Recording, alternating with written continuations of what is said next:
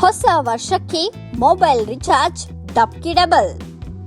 ಹೊಸ ವರ್ಷದ ಸಂಭ್ರಮದಲ್ಲಿರೋ ಮೊಬೈಲ್ ಪ್ರಿಯರಿಗೆ ದೊಡ್ಡ ಆಘಾತ ಕಾದಿದೆ. 2026ರಲ್ಲಿ ಮೊಬೈಲ್ ರಿಚಾರ್ಜ್ ಯೋಜನೆಗಳು ಮತ್ತಷ್ಟು ದುಬಾರಿಯಾಗುವ ಸಾಧ್ಯತೆ ಇದೆ.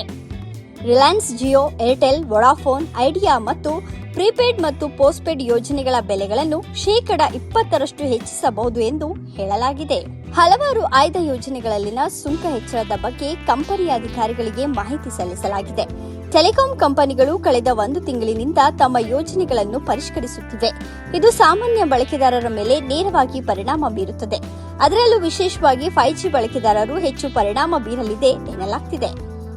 ಏರ್ಟೆಲ್ನ 28 ದಿನಗಳ ಅನಿಯಮಿತ 5G ಯೋಜನೆಯು 319ರಿಂದ 419 ರೂಪಾಯಿಗೆ ಏರಿಕೆಯಾಗಬಹುದು.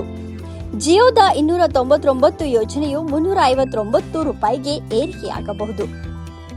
ಹೆಚ್ಚುವರಿಯಾಗಿ 349ರ 28 ದಿನಗಳ 5G ಯೋಜನೆಯು 429 ರೂಪಾಯಿಗೆ ಏರಿಕೆಯಾಗಬಹುದು.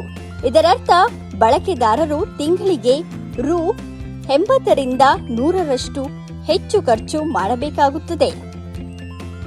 ವೊಡಾಫೋನ್ನ 28 ದಿನಗಳ 1GB ದೈನಂದಿನ ಡೇಟಾ ಯೋಜನೆಯು 340ರಿಂದ 419 ರೂಪಾಯಿಗೆ ಏರಿಕೆಯಾಗಬಹುದು. 56 ದಿನಗಳ ಮಾನ್ಯತೆಯೊಂದಿಗೆ 2GB ದೈನಂದಿನ ಡೇಟಾ ಯೋಜನೆಯು 579ರಿಂದ 699 ರೂಪಾಯಿಗೆ ಏರಿಕೆಯಾಗಬಹುದು.